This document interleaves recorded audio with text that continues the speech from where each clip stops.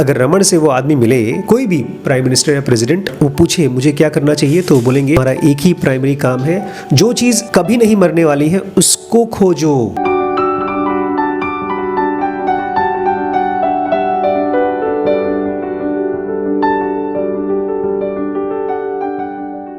नमस्कार दोस्तों, स्वागत है आपका ज़ेन योगा 2022। मैं आज सोच रहा था, जब मैंने पहली बार ज़ेन योगा बनाई थी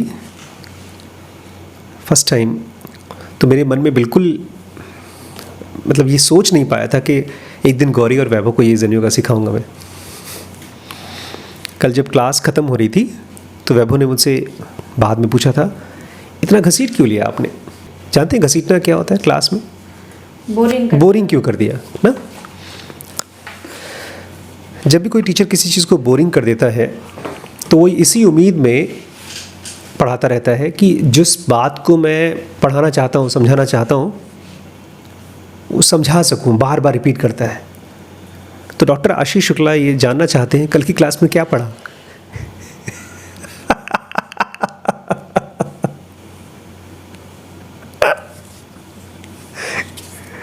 मैं इसलिए बोल रहा हूँ बिकॉज इतनी ढेर सारी चीज़ें मैंने पढ़ाई थी, अगर उसका नटशेल बनाना हो तो मेरे लिए भी बहुत मुश्किल है। कल की क्लास मैंने शुरू की थी how to redeem your karmas. तो उसका क्या आंसर निकला कल की क्लास के बाद? कैसे आप अपने कर्मास को रिडीम कर सकते हैं? कुछ नहीं निकला ना?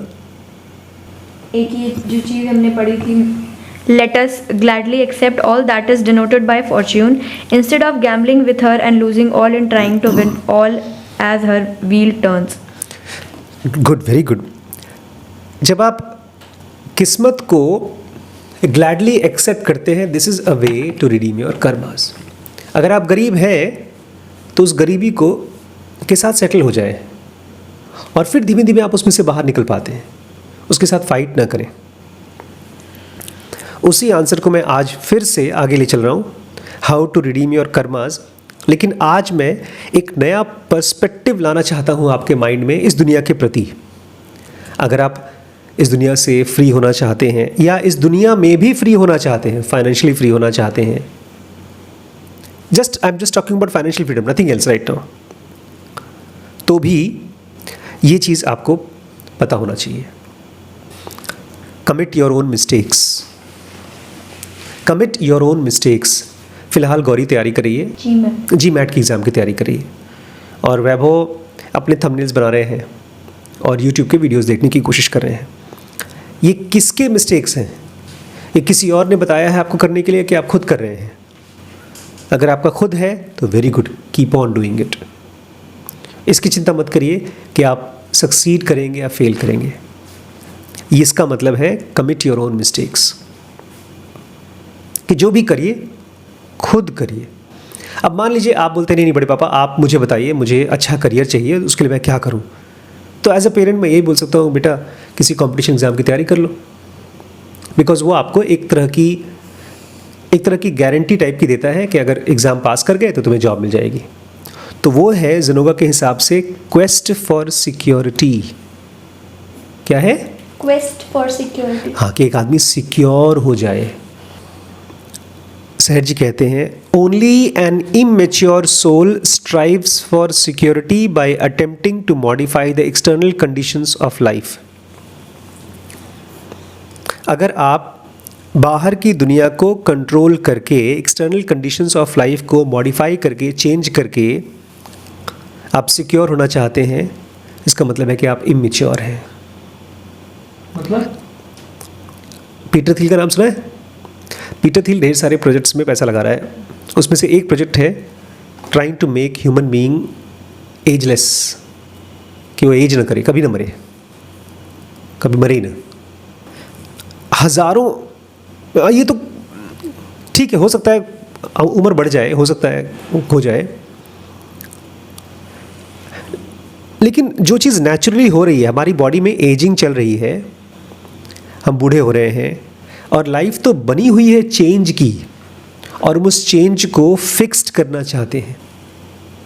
जैसे अगर कोई मर गया और हम चाहते नहीं वापस आ जाए, तो उसको क्या बोलेंगे आप? मैच्योर या इमेच्योर? Immature. क्यों? वो दुखी है, वो तो लाना चाहता है वापस अपने भाई बेटे को, तो इमेच्योर क्यों है? वो माइक डायलॉग क्या था? Everything that has a beginning has an and. Matrix का डायलॉग था, लेकिन तो उस दुखी आदमी को जिसका बेटा मर गया है, उसकी माँ मर गई है, अगर वो उनको वापस लाना चाहता है तो क्या दिक्कत है उसमें? हम मैच्योर या इमेच्योर क्यों बोल रहे हैं? किसको हम मैच्योर बोलते हैं? कौन इमेच्योर होता है? जैसे मेरा भाई मर गया है और मैं रो रहा हूँ, परेशान हो रहा हूँ, तो अगर कोई मुझे बताता है कि वो मर चुका है, वो नहीं वापस आएगा, फिर भी रो रहा हूँ, मुझे फैक्ट पता है कि वो नहीं आएगा लेकिन फिर भी रो रहा हूँ, तो इमेच्योरिटी वो है जिसमें आपको फैक्ट पता भी है लेकिन फिर भी आप बेवकूफ़ों की तरह एक्ट कर रहे हैं, ये इमेच्योरिटी है। और मैच्योरिटी वो है कि आप मूव ऑन करते हैं और पता चलता है। इसका मतलब मैच्योरिटी मतलब जो है उसके साथ जाना, इमेच्योरिटी मतलब जो था उसके साथ रहने की कोशिश करना। लेकिन यहाँ जिनोगा पता है क्या बोल रही है? The man who tries to control outside conditions and he is trying to become secure is immature. ये फिजिकल बॉडी जिसमें हम हैं, यही अपने आप में सिक्योर नहीं है। Every day it is dying. और हम आसपास की दुनिया को चेंज करके, अपने अच्छी सी जॉब पा करके, अच्छा पैसा कमा करके अगर खुद को सिक्योर करने की कोशिश कर रहे हैं तो निहायत इमेच्योरिटी वाली चीज़ है। अगर कोई चीज़ है मैच्योरिटी, अगर सिक्योर होने का कोई तरीका है तो इस बॉडी के अंदर में कोई एलिमेंट है, उसको खोज के ही हो सकता है, अदरवाइज नहीं हो सकता। जितने भी आसपास में लोग हैं, ये जिनोगा सभी लोगों को इमेच्योर बोल रही है। हमारे पिताजी को, नरेंद्र मोदी को, जो कुछ भी कर रहा है उसको इमेच्योर बोल रही है। बड़े बड़े देश लड़ाई करते हैं, अपनी सीमा को बढ़ाना चाहते हैं, they want to become safe. But जो बंदा प्राइम मिनिस्टर प्रेसिडेंट है, जो वॉर करवा रहा है, न्यूक्लियर ब्लास्ट्स करवा रहा है, वो खुद उसका बॉडी धीरे धीरे मर रहा है। And he is trying to make himself and his country safe. This is the immaturity. अगर रमन से वो आदमी मिले, कोई भी प्राइम मिनिस्टर या प्रेसिडेंट, और वो पूछे मुझे क्या करना चाहिए, तो बोलेंगे तुम्हारा एक ही प्राइमरी काम है, जो चीज़ कभी नहीं मरने वाली है उसको खोजो, उसको जानने की कोशिश करो। इसलिए सहर जी कह रहे हैं, only an immature soul strives for security. It is like attempting to secure the gale at sea by trying to control wind. ये ऐसा ही है, जैसे सहर जी कहते हैं, जैसे एक समंदर में आपकी नाव तैर रही है और वो ऊपर नीचे चल रही है वेव्स के साथ। और वेव्स क्यों आ रहे हैं? हवा की वजह से। तो आप हवा को कंट्रोल करने की कोशिश कर रहे हैं ताकि समुद्र में कोई लहर हो ही ना। ये लाइफ ही लहर की बनी है, ये बॉडी वेव्स है, कभी पतला, कभी मोटा, कभी हेल्दी, कभी बीमार, ये वेव्स है। लेकिन फिर भी लोग करते रहते हैं। 100%, 99% लोग ये काम करते रहते हैं, अपनी लाइफ को सिक्योर करने की कोशिश करते हैं। पावर प्ले में हमेशा डोमिनेंस चाहते हैं, जीतना चाहते हैं। क्यों?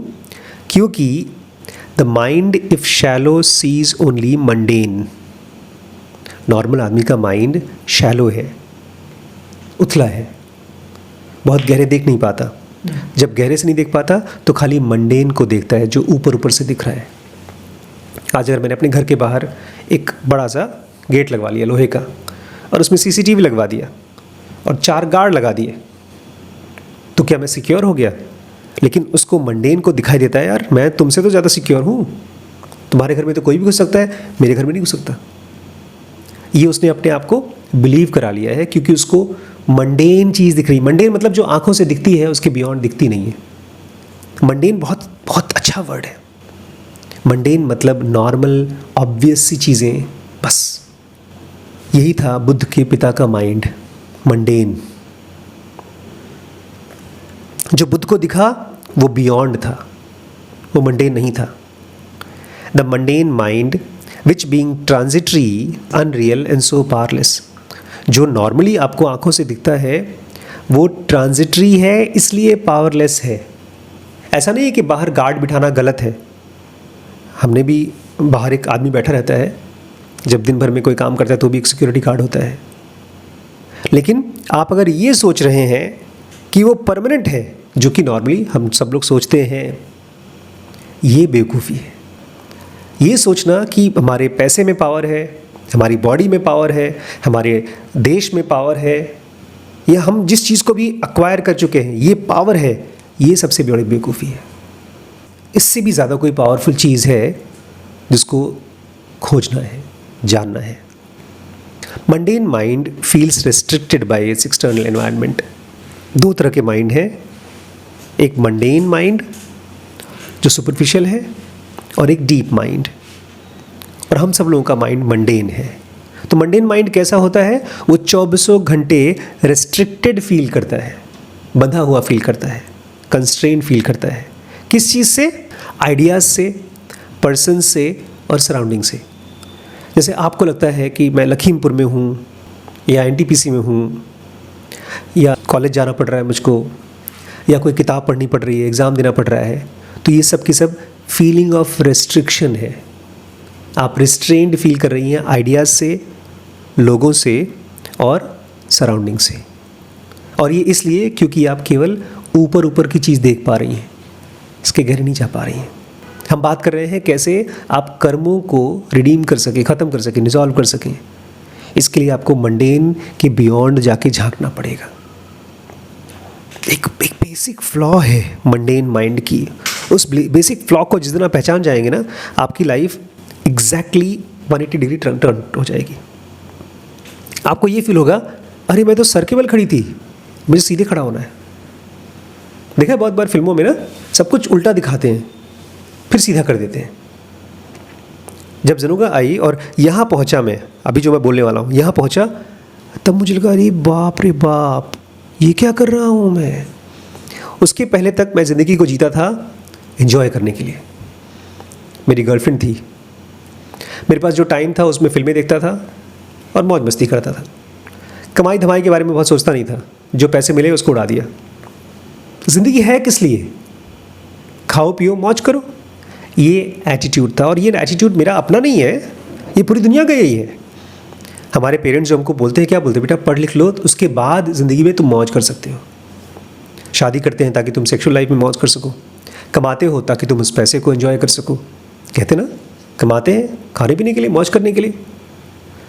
तो पूरी सोसाइटी बनी है इस आइडिया पर। कौन से आइडिया पर? भोग भूमि की धरती भोगने के लिए है। भगवान को भी बोलते हैं, भगवान भोग लगाओ। भोगना मतलब एंजॉय करना, राइट? एक राजा करता क्या है? राज करता है और भोग करता है। लेकिन हम इस धरती को इस एंगल से अगर देख रहे हैं तो हमारे लिए ये धरती एक अम्यूज़मेंट पार्क है, एक बड़ा सा मॉल जिसमें पिक्चर हॉल है, ढेर सारे खाने के रेस्टोरेंट्स हैं, झूले हैं, स्विमिंग पूल है। और हम वहाँ किस लिए आए हैं? भोग भूमि, एंजॉय करने के लिए। इसको बोलते हैं एन्जॉयमेंटिज्म, कि दुनिया बनी है एंजॉय करने के लिए। लेकिन ये किन लोगों की थॉट है? ये थिंकिंग है मंडेन माइंड की। जो गहरे लोग हैं उनको ये रियलाइज़ हुआ कि कुछ चक्कर है, ये यहाँ पर एंजॉय तो कर लो, लेकिन एंजॉय करने से झंझट ख़त्म नहीं होती। तब उन्होंने कहा नहीं नहीं, ये दुनिया ज्ञान भूमि है। It is not something to be enjoyed. आप ऐसा है जैसे कि आप स्कूल में जाओ और खूब मज़े करो, और उसके बाद आपका प्रिंसिपल आपको उठाकर खड़ा कर दे, फील्ड में सजा दे दे। आप भी खूब मज़े कर रहे हो यहाँ पे, और उसके बाद मर जाते हो आप, या बीमार हो जाते हो। आप बोलते हो मैंने क्या गलती की, भगवान मुझे क्यों बीमार कर रहे हो, क्यों मार रहे हो, क्यों दुखी दे रहे हो? कोई भगवान है ही नहीं। आपको क्यों प्रिंसिपल ने वहाँ खड़ा कर दिया? आपका काम क्या था स्कूल में आने के लिए? स्कूल क्यों आए थे? मज़े करने सर। मैं तो घर से निकलता ही ये सोचकर, दोस्तों से मिलेंगे, थोड़ी बहुत आउटिंग हो जाएगी। हम यही सोच के जाते थे स्कूल और बाद में फेल होते थे। We are failing every day in this physical world because we think it is a bhog bhumi, but in reality उस दिन मुझे एहसास हुआ, आशीष भाई इसका मतलब तुम अभी तक जो कुछ भी एंजॉय कर रहे थे, उस एंजॉयमेंट के पीछे लाइफ कुछ बताना चाहती थी, कुछ सिखाना चाहती थी, और तुम वो लेसन ले ही नहीं रहे थे। जितनी भी ये जो आइडियाज़ हैं यूटिलिटेरियनिज्म, मतलब ये दुनिया को तुम यूज़ कर सकते हो अपने लिए, या टेक्नोक्रेसीज की टेक्नोलॉजी को बढ़ाओ और पावरफुल हो जाओ और राज करो, ये सब अच्छी अच्छी बातें हैं, ये रियल बातें नहीं हैं, ये खाली बातें हैं, सुनने में अच्छी लगती हैं। सच्चाई ये है कि ये दुनिया असल में ज्ञान भूमि है। We have come here for wisdom training, ज्ञान लेने के लिए, समझदार बनने के लिए। It is exactly when our contact with life is shallow and superficial that we find real or imaginary discord in our external environment. Oh my God! हमको बाहर की दुनिया में ढेर सारे डिस्कॉर्ड दिखते हैं। डिस्कॉर्ड मतलब क्या ऐप है ये पता? डिस्कॉर्ड तो ऐप है, लेकिन डिस्कॉर्ड का मतलब क्या है? कभी पूछा नहीं ना हमने? डिस्कॉर्ड, बिना तार। डिस्कॉर्ड का हिंदी मतलब पता है क्या है? कलह। कलह जानते हैं क्या होता है? घर में कलह मच रही है, फूट, कलेश, विसंगति, विरोध, अनबन, शोर, लड़ाई, बेसुरापन, लड़ाई, मतभेद। हम लोगों के आसपास की दुनिया में कलह चल रही है, हम लोग सुकून में नहीं हैं। सेठ जी कह रहे हैं, आपने एक तार ले लिया, मान लीजिए एक पंखे का तार है, एक लाइट का तार है, और आपने लगा दिया स्विच बोर्ड पे, बिजली से चलेगा पंखा लाइट, और कुछ देर बाद देखते हैं आप कि वो बिजली के का जो बोर्ड है वो जल गया। देखा कभी जलते हुए? क्यों जलता है? गर्म कैसे हो जाता है? ज़्यादा खींचने लगता है ना बिजली। आपने कभी नोटिस नहीं किया होगा। मैंने एक बार पूछा था एक इलेक्ट्रिशियन से, यार जल कैसे गया, तब उसने बताया मुझे इसकी वजह। कैसे? होल है और उसके अंदर में आप डालते हैं बिजली के प्लग, अगर ये ढीला है तो जल जाएगा। मतलब आपने जो स्विच लगाया है, अगर वो ढीला है, लूज है और अंदर में ठीक से एडजस्टेड नहीं है, तो फ्रीक्वेंसी क्रिएट होती है और वो गर्मी क्रिएट करती है और गर्मी से जल जाता है। उसने मुझे बताया कि सर कायदे का अच्छा वाला प्लग लाओ और अंदर से अच्छे से फिट होना चाहिए। अगर वो ठीक से फिट नहीं होगा तो हीट क्रिएट होगी और फूक जाएगा। इसका मतलब अगर डीपली कनेक्टेड नहीं है उधर का तार और इधर का तार, तब गर्मी क्रिएट होती है। सेठ जी कह रहे हैं, it is exactly when our contact with life is shallow. जब हमारी लाइफ, हमारी कॉन्टैक्ट हमारी लाइफ के साथ शैलो है, ढीला है, तो क्या होता है? देन वी सी इमेजिनरी और real discord in our surrounding. हमारे आसपास की लाइफ में या तो असली में या काल्पनिक क्या दिखाई देते हैं? डिस्कॉर्ड, कलह। आज मैंने एक वीडियो देखा गौरी का, वो बोली थी किसी को दिखाएगा मत बड़े पापा। मैंने उसको शेयर कर लिया। क्या वीडियो था? बताओ गौरी क्या वीडियो था? ये पब्लिक वीडियो है। नहीं, आप बताओ क्या था वो वीडियो? जिसमें मैं लड़ाई कर रही थी, चिल्ला रही थी। बेसिकली वो परेशान थी कि किसी बंदे से बहुत परेशान थी। हाँ, और फिर वो बात खत्म हो गई, उसको देखकर खुद हंस रही थी आज। लेकिन उस समय जो वो एक्सपीरियंस कर रही थी वो डिस्कॉर्ड था। हम लोग वीडियो नहीं है, हम लोग बातचीत कर रहे थे। बेसिकली नॉर्मली परेशान हो जाती बहुत अक्सर। मान लीजिए इलाहाबाद से कोई फ़ोन आ गया, मम्मी का फ़ोन आ गया, या श्रद्धा से कुछ बात हुई, या बब्बू के यहाँ कोई बात हुई, तो और कोई किसी को बुरा बुरा बोले इसको, तो ख़राब महसूस होता है इसको। ऑब्वियसली किसी को भी ख़राब महसूस होगा, तो उसको ख़राब बोला गया और अंदर से परेशान हो गई। लेकिन सुनिए, परेशान क्यों हुए? Not because of the external condition, because of बड़ी मम्मी, बुआ, भैया, पापा ना, या कल आपने जिनको परेशान किया तो आप परेशान इनकी वजह से नहीं। It is not because of external reasons, it is because your connection with life is superficial. जो सुकून लेते हो बाहर से लेते हो।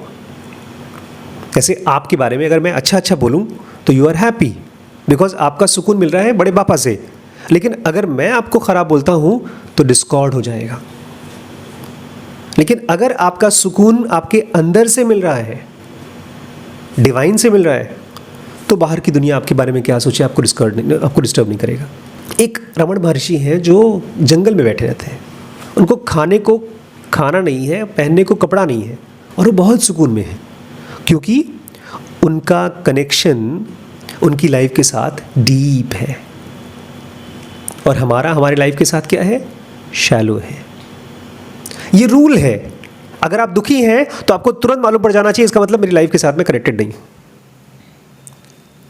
हमारा माइंड कहेगा नहीं, मैं बताऊं प्रॉब्लम क्यों है, ये प्रॉब्लम है, पैसा प्रॉब्लम है, जॉब प्रॉब्लम है, वो प्रॉब्लम नहीं है, वो डिस्कॉर्ड है, एक तरह की कलह है जो आपका माइंड बाहर देखने की कोशिश कर रहा है, लेकिन असल में अंदर से प्यासा है। देखा नहीं बच्चों को, छोटे बच्चों को जब भूख लगती है तो रोते हैं, उनको नहीं पता चलता उनको भूख लगी है, बहुत छोटे बच्चों को। तब पेरेंट्स बोलते हैं अरे भूख लगी होगी तो उसको दूध पिलाओ। हम भी उसी छोटे बच्चे की तरह हैं। जब हम लाइफ से डिस्कनेक्टेड होते हैं, सुपरफिशियली कनेक्टेड होते हैं, तो हम भुनभुनाते हैं, अरे उसने मेरे साथ गलत किया, मेरी जॉब नहीं लग रही है, मेरा प्रमोशन नहीं हो रहा है। वो जो एनटीपीसी में उस आदमी ने सुसाइड किया, उसको क्या ज़रूरत थी सुसाइड करने की? लोग कहते हैं उसके पास पैसा था, नौकरी थी, परिवार था, लेकिन वो परेशान था। और परेशान क्यों था? बिकॉज लाइफ के साथ डीप कनेक्शन नहीं था। और वो लाइफ को क्यों जी रहा था? फॉर एन्जॉयमेंटिज्म, फॉर भोग।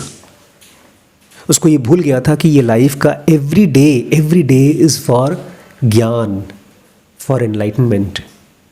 और जिस किसी इंसान को ये नहीं पता होता, वो पूरी ज़िंदगी चाहे अमीर चाहे गरीब की तरह, चाहे अनपढ़ चाहे पढ़े लिखे की तरह जिए, वो मरता परेशान ही है।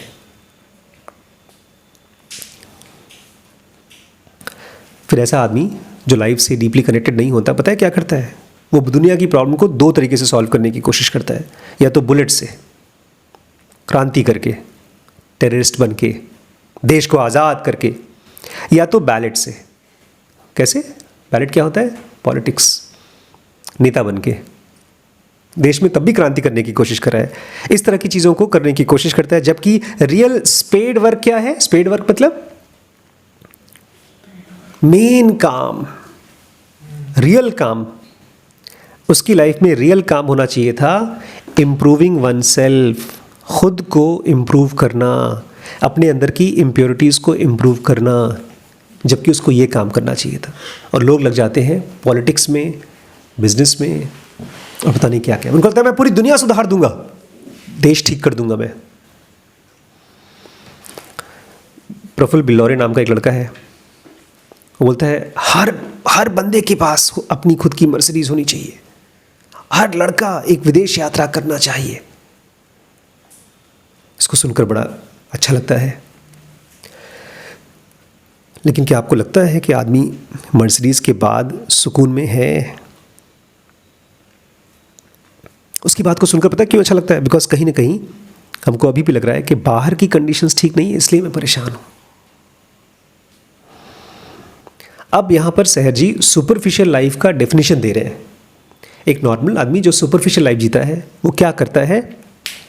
हमारा माइंड जब सुपरफिशियल होता है, बाहर में ढेर सारा डाटा है, उसमें से छोटा सा डाटा निकालेगा। बड़े पापा पता है क्या हुआ इलॉन मस्क के साथ? पता है क्या हुआ? आज उसने कोट पहना था और लिवाइस की जीन्स पहनी थी, ब्लू कलर की, और सीटियां बजी थी। अगर किसी तरह से मुझे लिवाइस की जीन्स दिला दीजिए ना पापा, मजा आ जाए जिंदगी का। हम पूरी दुनिया है, बहुत बड़ा दुनिया है, बाहर भी और अंदर भी, और उसमें से कुछ डाटा निकालते हैं और हमारा माइंड उसी में ऑस्किलेट करता है, ऑस्किलेट करता है, ऑस्किलेट करता है। मतलब गोल हम लोग, मैं बाप को बता रहा था इलॉन मस्क की और पीटर थिल की लड़ाई हो रही है, तब तक से शीश ने क्या कहा? डार्क के बारे में बताना शुरू कर दिया, सीरीज के बारे में। उसका माइंड उस चीज़ पे ऑस्किलेट कर रहा था।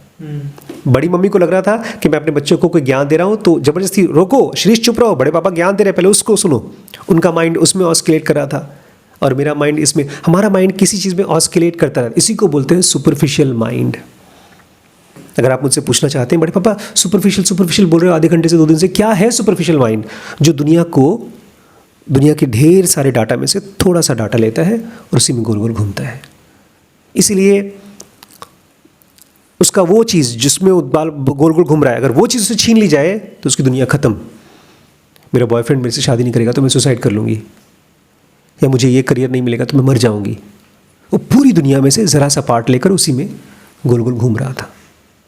और इसीलिए जितना ज़्यादा हमारे अंदर की लाइफ मतलब मेडिटेशन, पीस, जितना अंदर की लाइफ सूखती जाती है, ड्राई होती जाती है, उतनी ही हमारी बाहर की दुनिया की प्रॉब्लम्स बड़ी होती जाती हैं, इनसरमाउंटेबल होती जाती है। बड़े बाबा आप क्या जाने मेरा दुख, मैं एक बार भी अभी तक न्यूयॉर्क नहीं गई हूँ। कितना दुखी था वो बेचारा। उसके पापा ने उसको मर्सिडीज नहीं दिया था, फॉर्च्यूनर दिया था, इसलिए उसने पानी में फेंक दी अपनी गाड़ी। पता है एक आदमी ने ऐसे किया था। हर आदमी को लगता है उसका दुख सबसे बड़ा है। वो क्यों? क्योंकि अंदर से वो सूखा हुआ है। जितना हमारा अंदर की लाइफ सूखती जाती है उतना ही हमारे बाहर की दुनिया, हमारी मुश्किलें इनसरमाउंटेबल लगती हैं, मतलब कभी ना ख़त्म होने वाली है, नेवर एंडिंग। जब अंदर से एग्जॉस्ट हो जाते हैं, थक जाते हैं, तो हम बाहर से सोलेस खोजते हैं। आज कुछ शॉपिंग करके आते हैं यार, मन नहीं लग रहा है, बहुत दिन हो गया कुछ खाया नहीं है, पिज़्ज़ा। आज तो डोमिनोज खुला है यार, किस्मत खुल गई लखीमपुर की। जितना हम अंदर से एग्जॉस्ट होते हैं उतना बाहर से सोलेस खोजते हैं। जानू तुमने मुझे आई लव यू नहीं बोला, सर आपने मुझे प्रमोशन नहीं दिया, गुरुजी आपने मुझे वेरी गुड नहीं बोला। एक बार एक आदमी मर रहा था, स्पिरिचुअल टाइप का आदमी था, डेथ बेड पे ही था, और लोग उसकी तारीफ़ कर रहे थे, यार बड़ा अच्छा आदमी था ये। वो अभी मर रहा है, मरने वाला है बेचारा, और सब मरने वाले की तारीफ़ ही करते हैं। बोलते हैं ईमानदार था, बड़ा मेहनती था, और ढेर सारे एडजेक्टिव्स बोल रहे थे उसके लिए। फिर वो बेचारा सुन रहा था, बोलता है अभी तक किसी ने विनम्र नहीं बोला मुझको। विनम्र जानते हैं क्या होता है? जो बहुत काम नहीं, विनम्र मतलब होता है हम्बल, जो शो ऑफ नहीं करता। बोलता है तुम लोग सब अच्छी अच्छी बातें बोल चुके हो, खाली विनम्र नहीं बोला तुमने मुझको। वो अंदर से बेचारा यही सब सुनना चाहता था मरने से पहले। बेचारी गौरी आई मेरे पास सुबह, सर बड़े पापा मैंने वो लिखा है, ऐसे लिखा है। मैंने चेक किया, उसको चेहरा देखा तो मुझे लगा इसको नंबर देने चाहिए। 8 नंबर दे दिए 10 में से। हम सोलेस खोजते हैं बाहर से, इसीलिए सोलेस खोज रहे हैं, इसीलिए हमको फॉलोअर्स चाहिए इंस्टाग्राम पे। इसलिए आप आपको खुद से पूछिए, पता है आपकी एंथुजियाज्म कम क्यों है स्पिरिचुअल लाइफ के लिए? क्योंकि आपकी लाइफ में प्रोफाउंड इंटरेस्ट नहीं है। और ये चीज़ जान लीजिए, अगर केवल फॉर्च्यून बदल गया आपके पास, अकाउंट में 10,000 रुपये थे, 10 लाख आ गए या 10 करोड़ आ गए, तो उससे आपका इंटरेस्ट स्पिरिचुअलिटी में कोई गहरा नहीं हो जाएगा, उल्टा और कम हो जाएगा। अगर आपके अंदर में इंटरेस्ट नहीं है तो और आप उस पैसे से क्या क्या कर सकते हैं वो करेंगे। उससे हमारा, आप देख लीजिए लोगों को आसपास जिनके पास पैसे नहीं थे, वो बड़े ध्यानी पुरुष थे, पैसा आने के बाद क्या वो ध्यानी हो गए? प्रॉब्लम अभी भी बची हुई है कि कैसे हम अपनी बीइंग के अंदर घुस सकें। जीसस क्राइस्ट और बुद्ध में ज़्यादा महान बुद्ध थे। जीसस गरीब थे, नानक गरीब थे, कबीर गरीब थे। गरीब आदमी अगर वैरागी हो जाए तो कोई ताज्जुब नहीं है। गरीब है, कुछ है नहीं उसके पास, भगवान को खुशता है वो। लेकिन बुद्ध अमीर थे, राजा थे, मौज मस्ती कर सकते थे, लेकिन फिर भी उनके अंदर में डीप इंटरेस्ट आ गया स्पिरिचुअलिटी के लिए। ये गहरी चीज़ है। इसलिए मैं और बड़ी मम्मी को बोलते हैं अक्सर कि अगर हमारे बच्चों को स्पिरिचुअलिटी में इंटरेस्ट आ जाता है, it's a big achievement. Because जब आपके पास संसाधन होते हैं, जब आप 5 स्टार में होते हैं और वहाँ पर आप अपने आप को खाने से दूर रख सकें, डिसिप्लिन रख सकें, तो आप ज़्यादा इंटेलिजेंट हैं। इंडल्जेंस स्टुपिडिटी, इंडल्जेंस मतलब आप देख नहीं पा रहे हैं कि ये लाइफ टेम्परेरी है, ये ख़त्म होने वाली है, और आपको ये भी नहीं पता चल रहा है कि इसकी मुझे आदत पड़ रही है।